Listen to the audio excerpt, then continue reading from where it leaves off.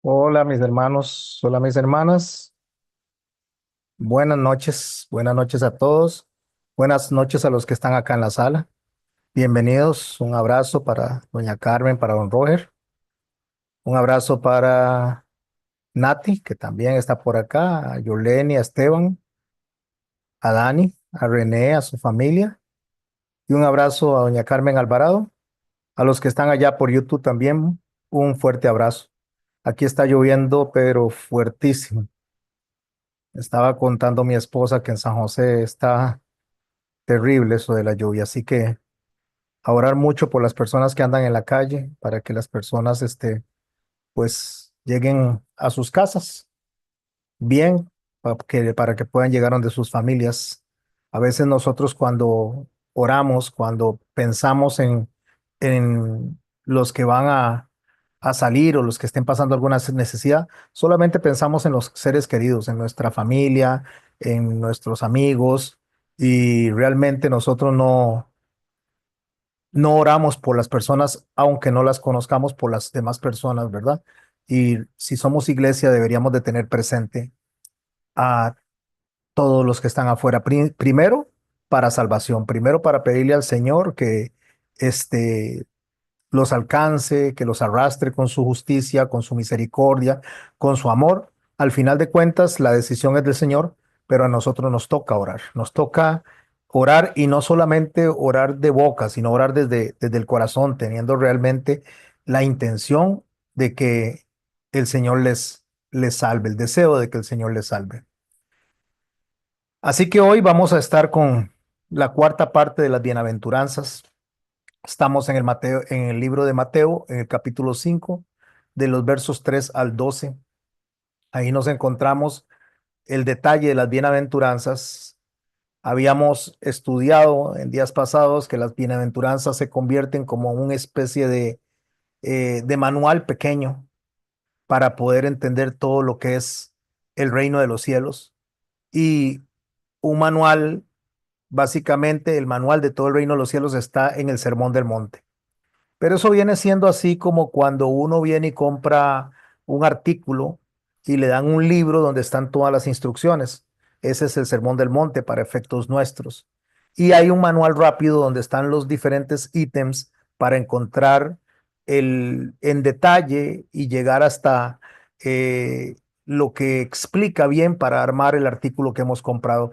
Esos son las bienaventuranzas. Hemos venido hablando de tres de ellas, ¿verdad? Hoy vamos a estudiar la número cuatro. Está en el verso 6 de Mateo capítulo 5 y dice, bienaventurados los que tienen hambre y sed de justicia, pues ellos serán saciados. Esta bienaventuranza, mis hermanos y mis hermanas, es una bienaventuranza a la cual mucha gente malinterpreta. Igual que cuando se interpreta a los pobres de corazón, que la gente piensa que es el que no tiene dinero, que es la primera bienaventuranza, o los pobres de espíritu, que son aquellos que reconocen la necesidad, no por su estado financiero, como lo estudiamos la primera vez, sino por ese vacío del alma, ese vacío que debe ser llenado única y exclusivamente por la presencia de Dios. Así que estas personas, una vez que reconocen su estatus delante de Dios, su bancarrota espiritual, ahí estamos nosotros también. Es cuando logramos entrar dentro del reino de los cielos de manera experimental. Y por supuesto que entramos en una serie de pasos, una serie de escalones para poder ir avanzando. No sé si ustedes han escuchado en esto que está pasando en el Medio Oriente, cuando hablan de que es una escalada de la guerra. Una escalada en una guerra significa que alguien viene y le hace algo, tira una bomba, y el otro viene y tira dos bombas, va escalando el nivel de violencia, el otro tira cinco y va escalando hasta que van interviniendo más países. Escalar significa ir en aumento a lo que ellos, estoy hablando los señores de la guerra, quieren hacer.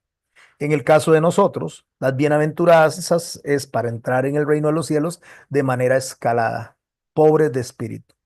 Siendo pobres de espíritu, entonces eso nos va a producir a nosotros un reconocimiento de que no nos podemos salvar por nosotros mismos, que no podemos salvar a nadie, y esto nos va a ocasionar que lloremos, nos va a ocasionar tristeza, nos va a ocasionar dolor. Tal vez alguien diga, pastor, pero esto lo dice en todas las clases. Sí, lo voy a decir en todas las clases. Voy a ir hablando de la escalada porque tal vez alguien hoy haya entrado a YouTube y haya sido a la primera clase que entró. De esta manera queda informado para que pueda venir y buscar en el canal desde la 1 hasta la 4, que es la de hoy. Bueno, llorar no es llorar por circunstancias personales, llorar es tener un profundo dolor por el efecto devastador que el pecado hace en el mundo. Esa es la escalada espiritual. Entonces eso nos permite a nosotros ser consolados, ser guiados por el Espíritu Santo, darnos una fe, una seguridad de que estamos en las manos de nuestro Creador, que Él va a proteger a su iglesia, que Él va a proteger a sus hijos en medio de todo lo que está pasando. Jesús nunca dijo que íbamos a estar libres de aflicciones, al contrario, dijo que íbamos a tener aflicción, pero que en medio de esa aflicción Él estaba con nosotros. Nunca Dios ha prometido al ser humano, me refiero al ser humano y al creyente en este caso, que porque nosotros seamos creyentes, que hayamos sido alcanzados por el Señor, nunca nos ha prometido que estemos libres de problemas, que estemos libres de enfermedades. Eso no es cierto, eso lo hace el discurso de los mercaderes de la fe, tratando de ganarse a las personas por esos deseos que tiene en el corazón de estar bien. Pero sí nos dijo que en medio de todo lo que nosotros pasemos, Él va a estar presente. Todo hombre, toda mujer, sea de la nacionalidad que sea de la creencia que sea, va a enfermar y va a morir. Al encontrarnos en eso, eso va a producir en nosotros ese llanto, ese dolor, esa tristeza de ver los efectos que tiene el pecado en la humanidad. Eso cuando ya reconocemos que Dios es el soberano, que nosotros no tenemos ningún control y que Él nos ha salvado a nosotros, nos lleva a la tercera bienaventuranza, al tercer escalón, a ser mansos. Y eso significa que aunque tengamos la razón, aunque hayamos encontrado el camino del Señor, aunque hayamos encontrado el camino de la justicia, o más bien la justicia nos encontró a nosotros, nos permite heredar la tierra. Los mansos, ¿cuál es la promesa? Heredar la tierra. ¿En qué sentido se hereda la tierra? Que de manera experimental, aun cuando estamos en medio de Egipto, aun cuando estamos en medio de Babilonia, aun cuando estamos nosotros en medio de todos estos problemas que nos atormentan, nosotros vamos a tener paz, pero no vamos a acusar a las demás personas porque nosotros no vamos a apropiarnos de la verdad para atacar a los demás. Eso genera mansedumbre y eso genera humildad. Entonces, aquellos que tienen el poder o que tenemos el poder porque tenemos ventaja sobre los que no conocen, no vamos a tomar eso como una victoria para nosotros, sino que al haber conquistado nuestros deseos, haber conquistado la naturaleza humana a través del Espíritu Santo, entonces nos permite estar en paz y satisfacción alineados con el plan divino. Eso nos lleva a nosotros justamente a tener paz en el corazón porque es por ser mansos y por ser humildes. Esos son los tres escalones. Subimos al cuarto, que es el que vamos a estudiar hoy, y es que nos lleva a los que están deseosos o estamos deseosos una vez que vemos todo el caos que hay en el mundo, una vez que vemos el caos de las familias, una vez que hemos llorado por esto, nos lleva a un deseo ferviente de justicia, nos lleva a un hambre y sed de justicia, pero no nuestra justicia, porque somos mansos, porque Dios nos hace humildes a través del Espíritu Santo. No es nuestra justicia, no es lo que nosotros consideramos como bueno, es un anhelo profundo, un deseo ferviente de la justicia que proviene de Dios. ¿Y cuál es la diferencia entre la justicia que viene de Dios a la justicia que viene de nosotros, mis hermanos y mis hermanas? Que nosotros como seres humanos somos insaciables en la justicia. Cuando alguien hace algo contra nosotros que está mal, o cuando hace algo contra nuestros seres queridos, contra nuestro país que está mal, nosotros el deseo de justicia es insaciable. Es tan insaciable que alguna persona llega y nos pide perdón y nosotros decimos que le perdonamos, pero mantenemos presente lo que pasó en nuestra mente y en nuestro corazón. Incluso muchas veces antes de decirte perdono, discurso es, bueno, pero si no hubieras hecho esto, lo cual significa que nuestra justicia está insatisfecha. Por eso es que muchas veces cuando a alguien, y especialmente en los matrimonios, a alguien que ha sido herido 3, 4, 5, 15 años atrás, a falta de mansedumbre, a falta de humildad, a falta de haber pasado los primeros 3 escalones en el corazón, en el espíritu, entonces, cuando un matrimonio tiene un problema, y uso el matrimonio porque justamente es la imagen de la iglesia para nosotros, para poder entender la conducta del pueblo y cómo Dios actúa en esa conducta del pueblo. Entonces, ¿qué es lo que pasa? Que cuando hay el matrimonio tiene un problema, no se enfoca en el problema del día, sino que trae a colación todo lo que pasó antes, porque somos nosotros insatisfechos en nuestra justicia. Dios, por el contrario, en su justicia, en la justa medida de la justicia, Él dice que Él no desprecia un corazón contrito y humillado. Cuando a Él se le pide perdón de manera genuina, cuando no se atraviesa por un remordimiento, sino por un verdadero estado de arrepentimiento, Dios perdona y dice que esos pecados los echa al fondo del mar. No porque Dios no se olvide, no porque Dios tenga mente de teflón, sino porque Dios no toca ese punto nunca más una vez que la persona se arrepintió de manera genuina y cambió su conducta. Entonces, eso que hace Dios no lo hacemos nosotros. Nosotros estamos constantemente recordando lo que nos hicieron de una u otra manera, ya sea que nos afecta cuando nos vuelven a hacer algo o que tenemos presente y tenemos un miedo a poder confiar en las personas por lo que ya no nos hicieron. Y el amor, dice la palabra de Dios, el amor no tiene ningún temor, porque el amor confía en el cambio que Dios pudo haber hecho en la otra persona. Confía en Dios, no en la persona. Por lo tanto, puede estar y darse por satisfecho delante de Dios que el perdón que dio es genuino y que el arrepentimiento de la otra persona, el único que debe de ir a ese corazón a examinarlo es Dios mismo. Eso nos lleva entonces a este cuarto escalón, como le digo, al anhelo profundo. Cuando hablo de hambre y sed de justicia, es el anhelo profundo, el anhelo ferviente, no de cualquier tipo de justicia. De la misma manera que el hombre que llora no es porque consolado porque llore por sus problemas, no porque llore porque le duele algo, no porque llore porque esté enfermo, no, llora porque ha sido quebrantado el reino de los cielos, porque han sido quebrantados los mandamientos de Dios. Por eso llora este hombre y por eso llora esta mujer.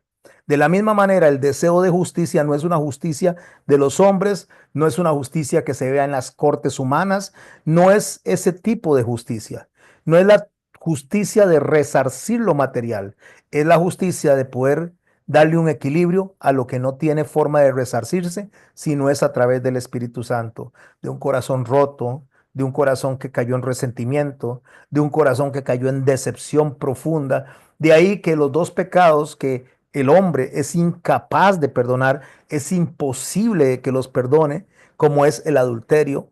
El adulterio, el hombre o la mujer que ha recibido ese flagelo por parte de su pareja, no lo puede perdonar por sí mismo. O el asesinato, que maten a alguna persona que nosotros amamos y entonces eso el hombre no lo puede perdonar, es incapaz de perdonarlo. Cuando hablo del hombre, estoy hablando del hombre y la mujer, por supuesto, pero es imposible que el hombre por sí mismo pueda perdonar ese tipo de pecado, ese tipo de agresión, y entra en un estado de hambre y sed de justicia, en un anhelo profundo y ferviente. Por eso el Señor utilizó estos dos ejemplos.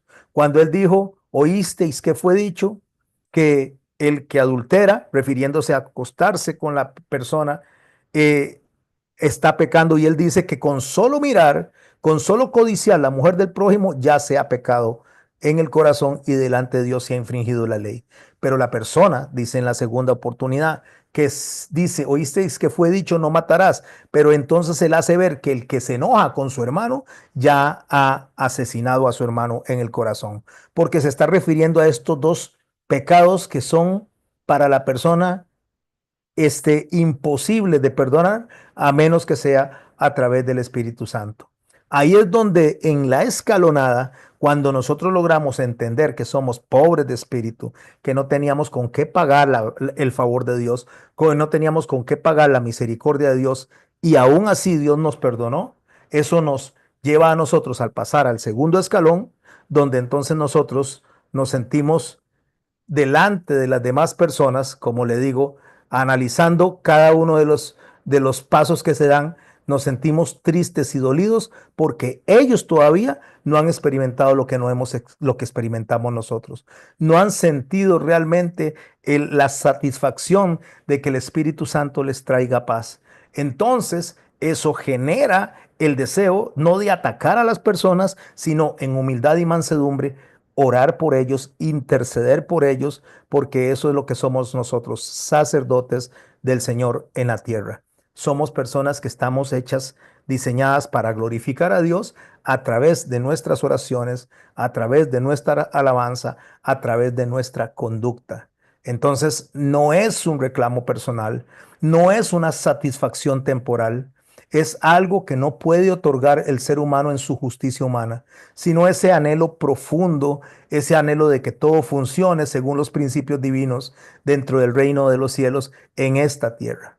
Todas estas personas que anhelan o anhelamos la justicia de Dios en la tierra, no nos conformamos con lo superficial, perdón, no nos conformamos con soluciones temporales, sino que nosotros estamos clamando por la restauración completa de todas las cosas. Incluso es tan importante entender lo que es el gemir de la justicia, que no tiene que ver solamente con la justicia para las personas, sino también para la creación, para los animales, para las plantas, para el estado de los elementos de la tierra, que todo se restaure. Esa hambre y sed de justicia, mis hermanos y mis hermanas, va mucho más allá de el darnos a nosotros satisfacción por lo que hemos recibido mal. Esa hambre y sed de justicia, según le escribe Pablo a los romanos o a la iglesia en Roma, en el capítulo 8, en el verso 22, lo puede leer en casa, donde dice que toda la creación gime a una y aún está con dolores de parto hasta ahora, esperando la redención completa. O sea, este gemir, este dolor, mis hermanos y mis hermanas, es el que se produce por el anhelo, no solamente por los seres humanos, sino por la creación, por los animales y el ver las consecuencias del pecado, no solo en nosotros, sino en todo el universo. Ese deseo de justicia final, ese deseo de la manifestación del reino de los cielos es lo que estamos estudiando en este momento, es lo que estamos aprendiendo en este momento. En el libro del Apocalipsis, cuando los mártires están llorando, cuando los mártires están siendo asesinados, incluso en medio de un caos que se está dando, y están siendo asesinados por su fidelidad a Dios. Ellos están clamando desde los cielos y dicen de la siguiente manera. Usted lo puede leer en Apocalipsis capítulo 6, verso 10. Gritan, dicen, ¿hasta cuándo, Señor santo y verdadero, no juzgas y vengas nuestra sangre en los que moran en la tierra? O sea, lo que están clamando las personas que ya están en los cielos es pidiendo por justicia para la tierra. Ese es un claro ejemplo, mis hermanos, de hambre y sed de justicia. Ya no están en la tierra, ya no tienen necesidades materiales de la tierra, ya no tienen necesidades de trabajo, ya no tienen necesidades de estudio, pero el hambre y sed de justicia aún está en una extensión para que el juicio de Dios caiga sobre las personas que están practicando la maldad y haya una vindicación de las vidas de estas personas que están sufriendo. O sea, estas personas están esperando, o estaríamos nosotros esperando, si en ese momento el Señor ya nos ha llamado a su presencia, el cumplimiento de la justicia divina para que todo sea restaurado. Eso es a los que confiamos en Dios, para que creemos, a los que creemos que en un momento determinado Dios va a traer todo a un orden completo, a una justicia, a un equilibrio. El salmista en el Salmo 37 hace una profunda, muy, muy profunda también manifestación de ese deseo de justicia, de ese hambre, de esa sed de justicia. David describe el pesar que él siente cuando ve que los malvados prosperan y cuando analiza lo que está pasando en su vida y desea confiar en Dios para que traiga la justicia. Dice el verso 1 del capítulo 37 de los Salmos: no te impacientes a causa de los malignos, ni tengas envidia de los que hacen iniquidad, porque como hierba serán pronto cortados y como la hierba verde se secarán.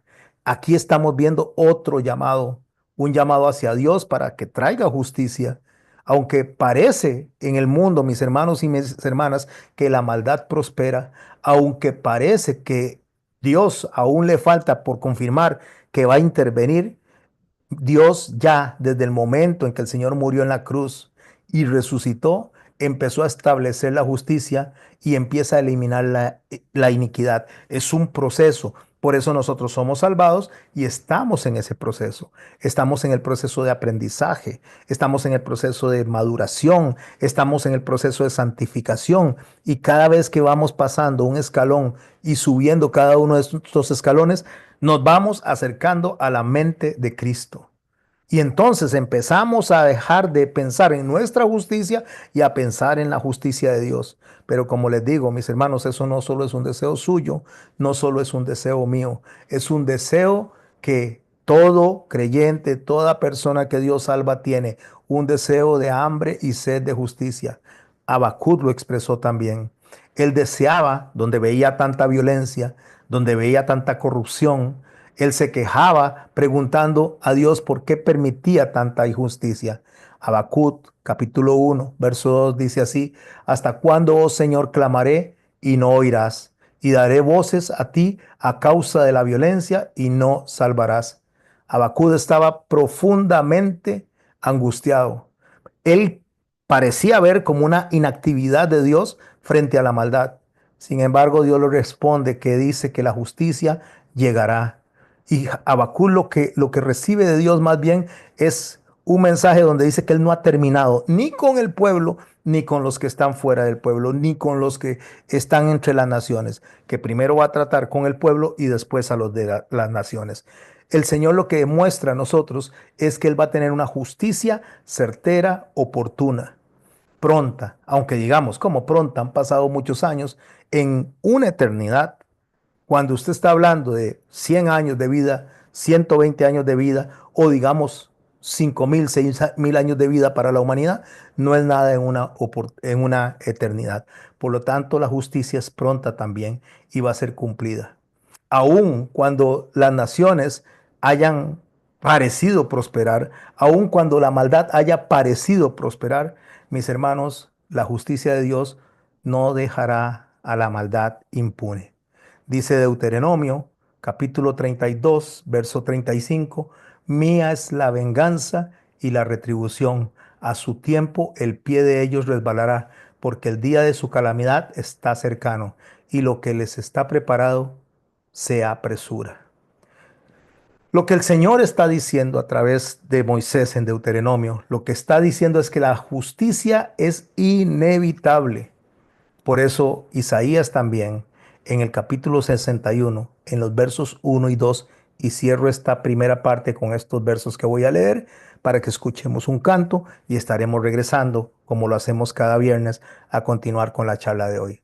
Dice Isaías, escribe, inspirado por el Espíritu Santo, cuando habla de la justicia, cuando se refiere a la necesidad de justicia: el Espíritu de Jehová, el Señor, está sobre mí, porque me ungió Jehová, me ha enviado a predicar buenas nuevas a los abatidos y a vendar a los quebrantados de corazón, a publicar libertad a los cautivos y a los presos apertura de la cárcel, a proclamar el año de la buena voluntad de Jehová y el día de la venganza del Dios nuestro. Preste atención, por favor. Quiero cerrar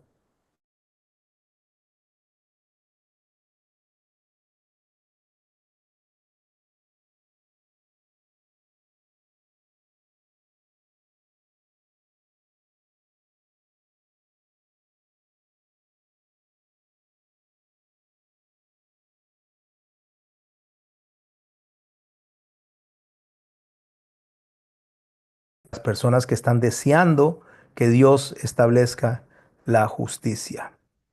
A estas personas el Señor está diciendo que está preparado, que Él vino, ¿para qué? Para que se dé en un momento determinado el día de la venganza del Dios nuestro.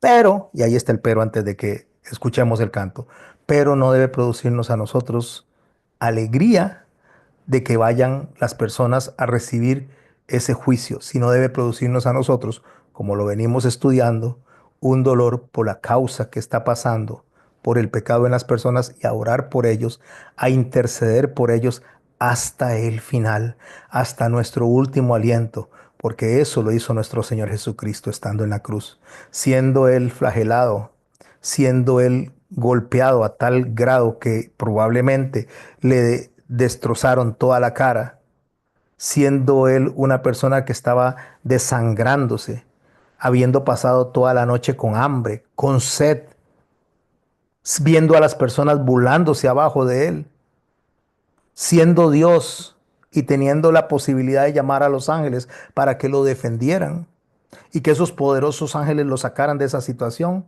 solo dijo, perdónalos porque no saben lo que hacen. Muestra, uno, el deseo realmente de la restauración de todas las cosas. Muestra, dos, obediencia al Padre. Muestra, tres, su mansedumbre en acción y aplicando la misericordia que nosotros también deberíamos de estar aplicando. Los dejo, vuelvo en un ratito, voy a compartir el canto y seguimos con esta enseñanza. A los que están incorporándose por primera vez en YouTube, les digo que nosotros tenemos una charla de 7 a 8 los viernes. Estamos hablando de las bienaventuranzas. Una vez terminadas las bienaventuranzas, hablaremos de las ovejas del Señor, de los 8 tipos de ovejas. Cada viernes tenemos esta charla.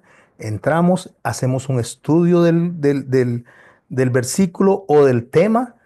A media enseñanza escuchamos un canto. Después de que escuchamos este canto, seguimos con la enseñanza, cerramos con un último canto y así es como nos desarrollamos en este viernes y en cada viernes. Voy a compartirlo del canto. Cierro en este momento. A ver, esta charla.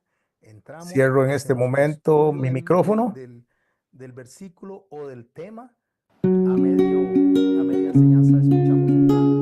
Después de que escuchamos este canto, seguimos con la enseñanza, cerramos con un último canto y así es como nos desarrollamos en este viernes. Como en un país extraño me encontré sin ti. No entendí el idioma ni las cosas que viví. Y corrí a buscar sin ver tu rostro entre la gente. Y aún sin conocerte, convencido estaba de encontrarte a ti, de encontrarte a ti. Y en medio de mi confusión se alzaba tu bandera. Se enarbolaba como el sol diciéndome que fuera y a ti te siguieras. Y así me refugié en la cruz y en tu bendito amor.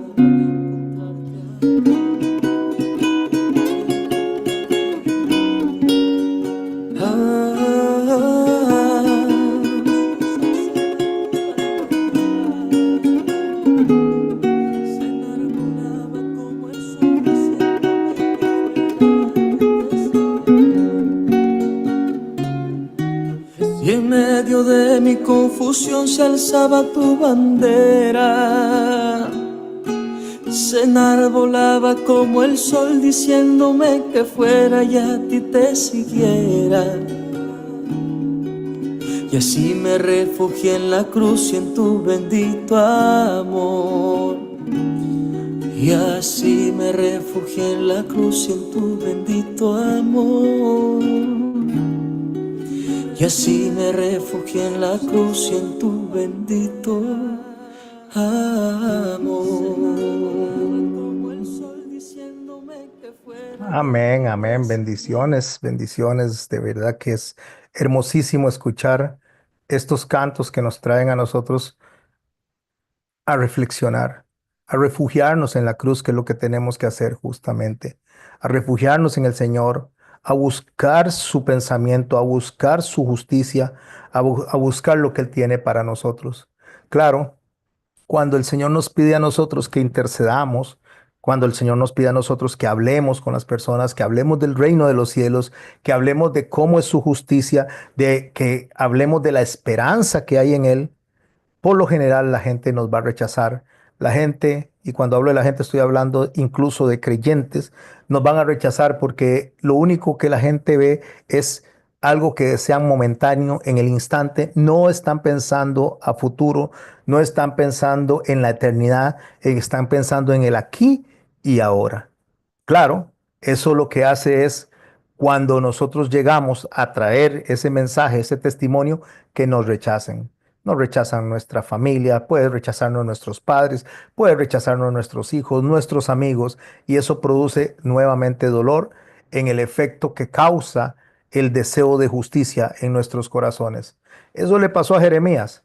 Jeremías, al cual se le dice el profeta llorón, el Señor le dijo que fuera a predicar, que fuera a enseñar, pero inclusive en medio de esa predicación, en medio de ese llamado, iba a recibir el rechazo de la gente. O sea, vaya, le dice Dios, vaya, predíqueles, vaya, enséñales, pero no le van a hacer caso. Esto a mí me impresiona increíblemente, me impresiona porque cuando a usted le dicen vaya a hacer algo, pero no le va a resultar, lo que haría uno es no ir. ¿Para qué voy a ir? O sea, vaya, siembre, vamos a pensar que ustedes son agricultores y que yo le voy a decir, vaya, siembre un poco de maíz, vaya, siembre una hectárea de maíz, pero se va a secar, se va a quemar. Trabaje, mueva la tierra, póngale herbicida, cuídela. No soy agricultor, solo estoy tratando de traer la figura. Cuídelo, cuídelo bien, pero se va a quemar, se va a perder absolutamente todo. Y lo poquito que quede se lo van a robar algunas personas que se van a meter y se lo van a llevar. Y si algo queda, se lo van a comer los animales ahí. Entonces dice, pero ¿para qué voy a sembrar? No tiene sentido. Eso no cabe en mi mente. O sea, que me manden a hacer algo que no tiene resultados. ¿Por qué? Por lo que acabo de decirle, porque nuestro deseo de justicia no es comparado con el deseo de justicia del Señor. El Señor fue rechazado, el Señor fue crucificado y aún así Él continúa llamándonos a nosotros a que apliquemos su justicia. Él pudo haber dicho, los extermino a todos y levanto una nueva nación, levanto una nueva humanidad, pero aún siendo crucificado, aún siendo avasallado, el Señor continúa llamándonos al arrepentimiento, continúa siempre buscando que nosotros atendamos esa voz de Él donde nos dice que Él desea ordenar todas las cosas. Él quiere que todo hombre proceda al arrepentimiento.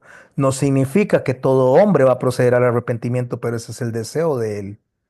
Jeremías, claro, al verse en esto, en ese pensamiento, Jeremías dice en el capítulo 12 del verso 1 de su tratado, de su libro, dice, justo eres tú, oh Señor, para que yo dispute contigo. Sin embargo, hablaré contigo de tus juicios. Y pregunta cuando le empieza a hablar de los juicios a Dios, Señor, voy a hablarte de los juicios, o sea, ¿qué es lo que está haciendo aquí en la tierra? Dice, ¿por qué es prosperado el camino de los impíos? Y tienen bien todos los que se portan deslealmente. Eso no es algo que solo se le ocurrió a usted. Esto no es algo que viene de usted. Habacuc lo reclamó. Habacuc dijo, pero ¿por qué los malos están prosperando? ¿Por qué a ellos les va bien? ¿Por qué nos agarran a nosotros, los que somos los buenos? Es lo que Habacuc pensaba, los que son no los buenos y nos avasalla. Jeremías está exactamente pensando lo mismo. Se está preguntando por qué estas personas son prosperadas, por qué los impíos son prosperados. Y mis hermanos y mis hermanas, nosotros no debemos de pensar por qué son prosperados. Nosotros no debemos de pensar por qué estas personas a veces parece, y subrayo, parece que les va mejor que a nosotros, que ganan mejor, que tienen mejores empleos, que tienen mejores empresas, que tienen la oportunidad de viajar, montones de cosas que nosotros decimos, ¿y por qué nosotros no? Porque a ellos sí, porque nosotros más bien somos los empleados de ellos. Ellos tienen el dinero y nosotros terminamos trabajando para ellos. Hablando de manera general, hay creyentes que tienen también mucha prosperidad económica, pero hablando de manera general, mis hermanos y mis hermanas, las personas creyentes que son prósperas económicamente es un mínimo, es una porción muy pequeña, pero las personas que son no creyentes, que van en contra de la justicia de Dios, son multitudes, montones de personas. Y eso causa eso en el corazón, causa ese deseo de hambre y sed de justicia. Pero ¿por qué ellos? ¿Por qué ellos? Pero nosotros tenemos que aprender incluso a orar en medio de todo lo que estamos pasando. El Señor nos enseña a nosotros en la oración modelo cómo podemos empezar a trabajar de manera experimental en este reino en el cual estamos nosotros viviendo, que todavía no, pero ya estamos en la práctica, que todavía no ha terminado, pero nosotros estamos conquistando el territorio de la tierra prometida. Porque la tierra prometida, mis hermanos, no es la salvación. La salvación es un regalo de Dios, algo que Dios nos dio a nosotros que no merecemos, en ese llamado irresistible. Y una vez salvos, entonces nos toca a nosotros la conquista. Entren a esa tierra, vaya y la conquistan. Vivan, le dice a Jeremías a los que iban en el cautiverio, vivan allá, cásense y vivan tranquilos, multiplíquense, porque en su paz ustedes encontrarán paz. Nosotros lo que debemos de hacer es, en lugar de estar cuestionándonos, en lugar de estar preguntando por qué a ellos les va bien y a nosotros no, en lugar de estar preguntando por qué una persona vive tantos años y es una persona malvada y una persona que es amante, amorosa, obediente a Dios, muere joven. No deberíamos de estarnos preguntando eso, porque Dios lo que está haciendo es dándole oportunidad a esas personas, alargándole la vida para el arrepentimiento. Porque cuando nosotros morimos, sea joven, sea adulto o sea anciano, nosotros muriendo en Cristo, dice Pablo, que ausentes en el cuerpo, presentes delante del Señor. Entonces esa es nuestra seguridad, esta es nuestra esperanza y esto es lo que nosotros debemos de atesorar en nuestros corazones. Pero esas personas que no conocen al Señor, si ellos mueren en este momento, estarían eternamente en el infierno, eternamente en el lago de fuego. Y eso debería causarnos a nosotros un dolor, un llanto y una intercesión por estas personas, porque el corazón manso, el corazón humilde, deja de pensar en sí mismo y piensa en los demás. Por eso Jesús en su oración modelo oró de esta manera: venga tu reino, hágase tu voluntad como en el cielo, así también en la tierra. Lo que el Señor está diciendo es: quiero, es lo que nos enseña a orar, quiero que el gobierno de la tierra sea como se gobierna en el cielo. ¿Y cómo se gobierna en el cielo?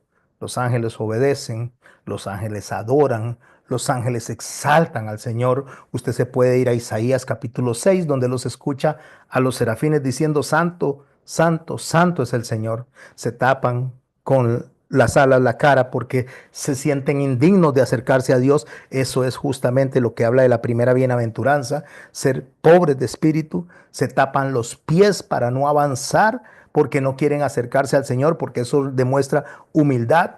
Eso nos enseña a nosotros de control y dominio propio, y con dos alas las levantan porque eso es alabanza, es adoración, es estar en medio de las dificultades, en medio del dolor, en medio de las lágrimas, en medio del llorar, confiados en que Dios nos va a consolar, confiados en que Dios nos va a heredar, y si no es ahorita, será en algún momento, pero que de que Dios lo que prometió lo cumple, Él lo va a cumplir. Él va a establecer la justicia trayendo su reino soberano a esta tierra. Pero es la única forma, mis hermanos y mis hermanas, de nosotros poder entender, de poder recibir esto, de poder vivirlo, es que primero nos sentemos considerándonos pobres de espíritu, que nuestro corazón se contriste ante lo que está pasando, y que después de que se contristan de lo que está pasando, reconozcamos que si tenemos los argumentos, que si tenemos el poder, cuando vemos a una persona que está haciendo lo malo, en vez de acusarlo, de pisotearlo, nosotros tenemos que llegar con amor, de la misma manera que Dios llegó hacia nosotros con amor, de la misma manera que Él nos atrajo con lazos de amor, de la misma manera, no haciendo un juicio. Es triste, mis hermanos y mis hermanas, cuando una persona, el Señor la trae a la iglesia, la trae a las congregaciones y tal vez tiene 15 días, un mes o varios meses o hasta un año de haberse encontrado, o Cristo de haberlos encontrado, llegan a una iglesia y los hermanitos, las hermanitas que tienen 5 o 10 años, porque ven la conducta de esta persona, tratan de pisotearla. Tratan de pisotearla porque dicen, ¿cómo es posible? Ya es creyente. No, mis hermanos, es una persona que está en el proceso de aprendizaje, está en el proceso de maduración, está en el proceso de santificación, como estuvimos usted y yo en un momento, que nosotros entrábamos y caíamos, nos volvíamos a levantar y caíamos. Y ahí es donde nosotros tenemos que con mansedumbre acercarnos y abrazar a las personas, darles la mano y subirlas a la barca. Estoy hablando de una alegoría que hizo el Señor Jesucristo cuando Pedro, ya habiendo estado con él, habiendo sido enseñado, viene una gran tormenta, Pedro está en la barca y entonces cuando está la tormenta meciendo la barca, Pedro logra ver allá a lo largo una silueta que pensaban ellos que era un fantasma y se dan cuenta que es el Señor y él le dice, Pedro le dice, si eres tú, Señor, haz que yo vaya a ti. Y Pedro se baja de la barca, empieza a dar los pasitos, pero una vez que da los pasitos hacia el Señor, iba bien porque su mirada estaba puesta en el Señor, pero se desvía y ve hacia la tormenta. Y cuando él ve hacia la tormenta, se olvida del que lo estaba guiando, se olvida del que lo estaba atrayendo así y se asusta por la tormenta y se hunde. Entonces el Señor Jesús, cuando él se hunde, el Señor Jesús le extiende la mano, él le toma la mano y lo sube a la barca. Y le dice, hombre de poca fe. Cuando le habla de hombre de poca fe, no lo está acusando, no lo está haciéndolo sentir mal, está diciendo que en medio de la poca fe, porque hizo unos pasitos, en medio de la poca fe, cuando él se hundió, Jesús estaba presto y listo para extenderle la mano. Y preste atención, mi hermano, nosotros somos muy duros a la hora de predicar este texto.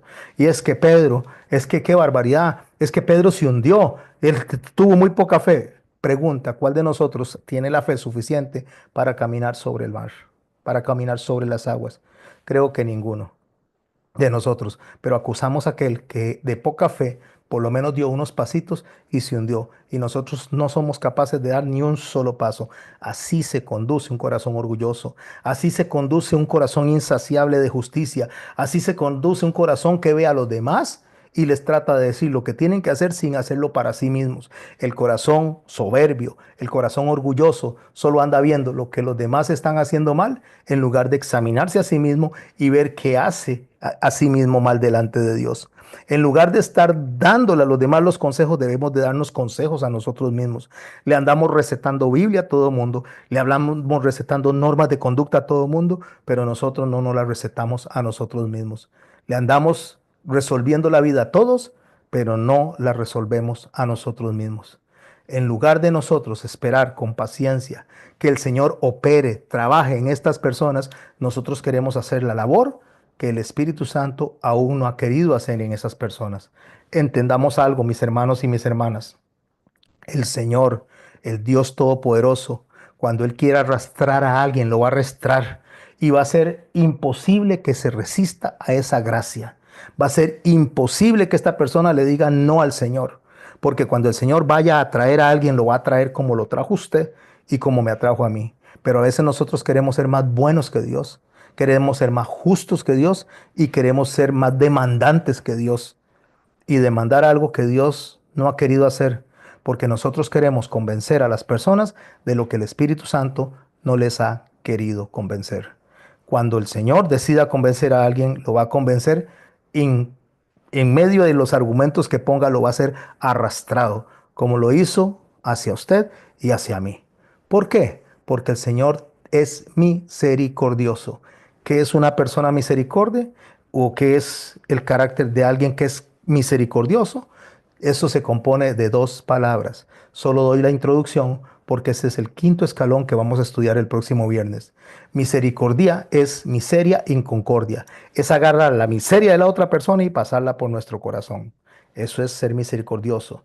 Tomar las falencias, tomar las deficiencias, tomar las debilidades del otro y recordar que nosotros fuimos y estuvimos ahí, que éramos débiles, que éramos insensatos, que éramos orgullosos, que éramos soberbios, que éramos mentirosos.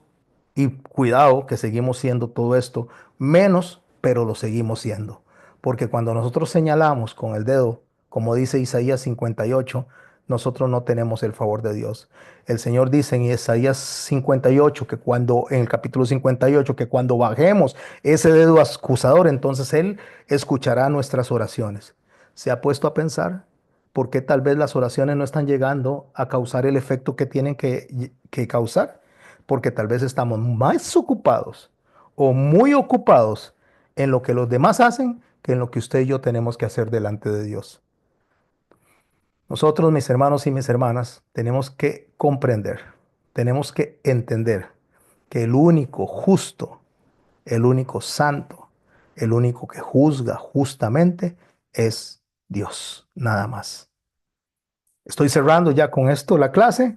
Faltan 15 minutos. Voy a dejar un canto de último. Antes les quiero invitar para mañana sábado a las 6 de la tarde. Estamos, si Dios así lo permite, en la iglesia. El hermano René está trayéndonos un mensaje que Dios puso en su corazón para que vayamos y lo disfrutemos. Disfrutemos del mensaje. Al llegar a la iglesia, por favor, parquémonos lo más adentro posible para que haya bastante campo, para que las personas que vienen atrás no se mojen si está lloviendo fuerte. Entonces no quedemos hacia afuera, sino lo más adentro posible, de forma de que nos quede espacio para todo el que va llegando en caso de que esté lloviendo. El lunes, si Dios así lo permite, continuamos con el tema de raíces. Ahora estamos en el capítulo 19 del libro de Apocalipsis. Estamos a punto de entrar al milenio, en lo que es el capítulo 20, y cerrar con todo lo que es los portantos de Dios para su pueblo. Cerrando el libro del Apocalipsis, entraremos en otra serie de enseñanzas, de las cuales yo les invito a que no se lo pierdan. Vamos a tener enseñanzas. Vamos a ir más atrás de la raíz. Ya no solamente vamos a hablar del tiempo de Moisés, no vamos a hablar del tiempo de los profetas, sino que nos vamos a ir hasta el puro principio. Nos vamos a ir al Génesis y vamos a rescatar del Génesis las raíces de donde inicia todo, absolutamente todo. El primer pecado, el primer asesinato, la primera persona que miente, el primer polígamo. Todas estas cosas las vamos a ver desde la raíz y cómo ha habido una escalada en medio de la maldad hasta el día de hoy, al cual el Señor le llama el colmo de la maldad, para poderlo entender. Pero para eso, mis hermanos y mis hermanas, tenemos que tener un corazón preparado, un corazón listo para nosotros también tener una escalada dentro del manual que Dios nos dio, como es el Sermón del Monte y como son las bienaventuranzas. Que Dios me los bendiga, que Dios los continúe bendiciendo, no me los bendiga. El solo hecho de levantarnos, el solo hecho de respirar, el solo hecho de poder ver, de escuchar la lluvia caer, de ver el sol, el calor, el frío, de abrazar a nuestra familia, de poder compartir con los amigos, de ir a la iglesia, todo eso es bendición. Entonces el Señor me los bendiga, creo que se queda un poquito corto. La palabra correcta es el Señor nos continúe bendiciendo como lo ha hecho hasta ahora. Los amo, gracias por acompañarme. A los que están en YouTube, les digo que voy a cerrar después del canto. Y me vengo aquí a la clase, al aula, para despedirme de los que están acá. Dos se pueden despedir y cerraríamos la clase para que no quede así como tan frío esto. Los dejo con el canto, voy a compartir en este momento. Y nos vemos en un momento, en un ratito. En unos minutos, son como 5 minutos lo que dura el canto. Gracias por acompañarme. A los que están